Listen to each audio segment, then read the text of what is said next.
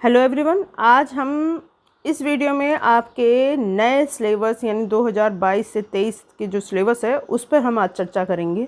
वो चर्चा कुछ इस प्रकार से है, क्या क्या विभाजन हुआ है, क्या क्या नहीं हुआ है, कितने अंक का आपके क्वेश्चन पेपर आएगा, पूरा वर्णन इस वीडियो में है। चलिए स्टार्ट करते हैं। तो प्रश्न खंड आपके दो भागों में विभक्त होंगे, 9 तो जिसमें आ और बा करके उसको विभक्त किया जाएगा, दे रखा है।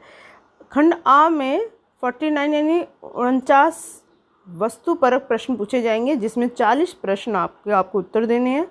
बा खंड में वर्णात्मक प्रश्न पूछे जाएंगे, प्रश्नों का उचित आंतरिक विकल्प दिया जाएगा। भारांक आपका बोर्ड वार्षिक बोर्ड परीक्षा के अंतर्गत 80 रखा गया है और आंतरिक जो परीक्षा है उसके अंतर्गत 20, यानी इंटरनल मार्क्स आपके 20 मार्क के होंगे और मेन आपकी अंतिम परीक्षा है, वार्षिक परीक्षा जो होगी वो 80 मार्क की होगी।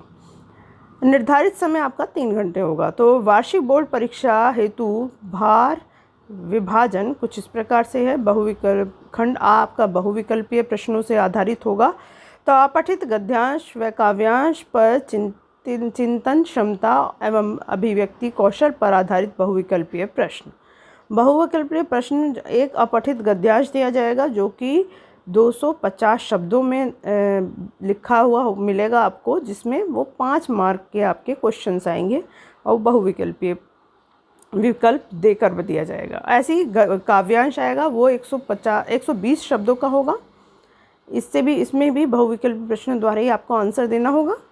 व्याकरण के लिए बहुविकल्पीय प्रश्न यानी MCQ। व्याकरण के लिए निर्धारित विषयों पर विषय वस्तु का बोध, भाषिक बिंदु व संरचना आदि पर बहुविकल्पीय प्रश्न। तो 16 मार्क का होगा आपका व्याकरण और वो भी बहुविकल्पीय होगा, यानी MCQ ही दिए जाएंगे। तो व्याकरण के लिए जो इन्होंने निर्धारण पॉइंट्स दिए हैं वो है शब्द निर्माण, उपसर्ग और प्रत्यय और समास। ये पहले भी आया हुआ था लास्ट टाइम भी और अब की बार भी दिया गया। उपसर्ग प्रत्यय 5 मार्क में से 4 प्रश्न करने होंगे, 5 दिए जाएंगे, 4 प्रश्न करने होंगे। समास में भी 5 प्रश्न दिए जाएंगे और 4 आपको करने होंगे। अर्थ की दृष्टि से वाक्य आपके 4 अंक के होंगे। तो 5 में से किन्हीं 4 प्रश्नों को आपको करना होगा, यानी 4-4 मार्क के आपके विभाजन कर रखा है इन्होंने। और अलंकार 4 अंक का होगा, शब्दालंकार और अर्थालंकार होगा। शब्दालंकार के अंतर्गत अनुप्रास व यमक इन्होंने दिया है और अर्थालंकार में उपमा व रूपक। ये 5 में से किन्हीं 4 क्वेश्चन को आपको इसमें करना होगा। आप इन सब के लिए आप मेरे चैनल को सब्सक्राइब कर सकते हैं, क्योंकि पूरा इससे रिलेटेड जो दे रखा है सब्जेक्ट वो मेरे चैनल पर उपलब्ध है। पाठ्य पुस्तक क्षितिज जो है वो क्षितिज में निर्धारित पाठों में से गद्यांश पर आधारित विषय वस्तु का ज्ञान, बोध, अभिव्यक्ति आदि पर 1 अंकीय 5 बहुविकल्पीय प्रश्न दिए जाएंगे, 5 मार्क के। अब क्षितिज से निर्धारित गद्य पाठ के आधार पर विद्यार्थियों की उचित चिंतन क्षमताओं एवं अभिव्यक्तियों के आंकलन हेतु 1 अंकीय 2 बहुविकल्पीय प्रश्न पूछे जाएंगे। तो बहुविकल्पीय प्रश्न ही दिए जा रहे हैं। इसमें 5 मार्क के बहुविकल्पीय प्रश्न होंगे आपके क्षितिज गद्यांश के आधार पर दिया जाएगा, यानी आपके गद्यांश के आधार पर बहुविकल्पीय प्रश्न दिए जा रहे हैं। तो गद्यांश के आधार पर बहुविकल्पीय प्रश्न होगा आपका।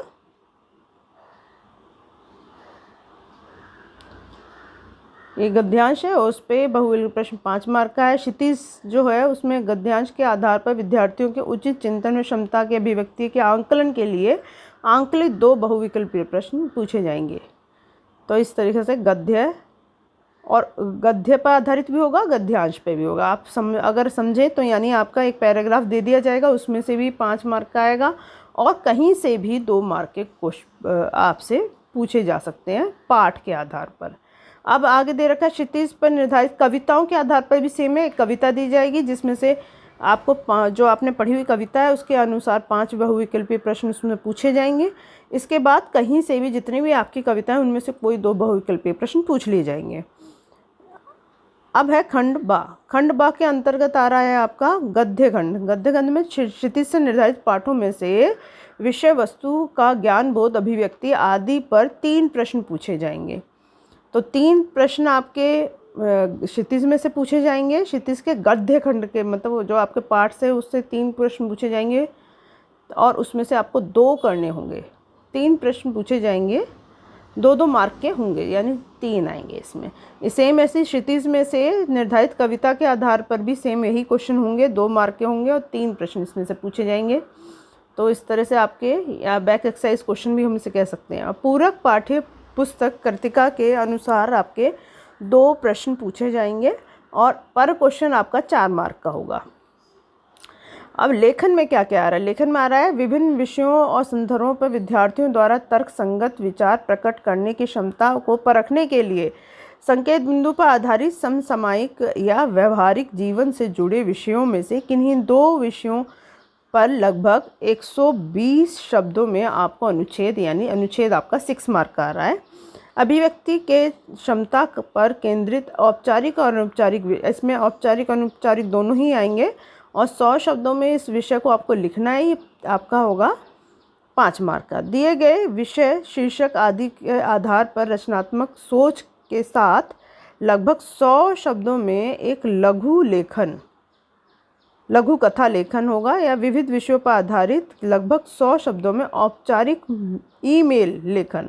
अब की बार ये सब्जेक्ट आपका जोड़ दिया गया। ईमेल जो आपको करते हैं, मेल जो करते हो, उस पर आधारित आपको लिखना होगा या फिर एक लघु कथा आपको दे दी जाएगी, उस पर आपको लिखना होगा। वो 5 मार्क का आ रहा है।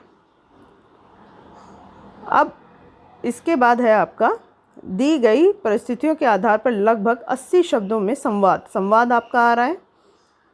संवाद आ रहा है आपका व्यवहारिक जीवन से संबंधित विषयों पर आधारित लगभग 80 शब्दों में सूचना लेखन, संवाद लेखन, सूचना लेखन ये भी आ रहा है। तो आपका कुल मिला के संवाद लेखन, सूचना लेखन, ईमेल लेखन और औपचारिक पत्र ये आ रहे हैं।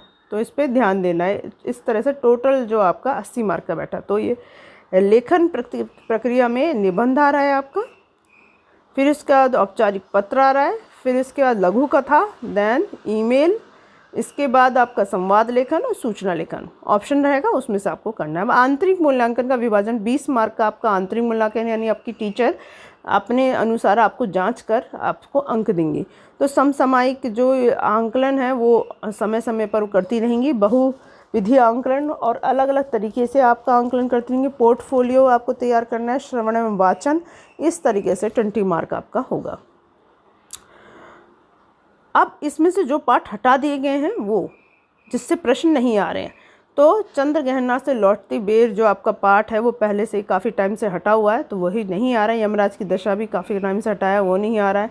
नाना साहब की पुत्री देवी मैना को भस्म कर दिया गया, ये भी हटा दिया गया है। और एक कुत्ता और मैना, ये हटा दिया गया है आपके क्षितिज भाग से। इसके बाद है माटी वाली, पूरा पाठ हटा दिया गया है।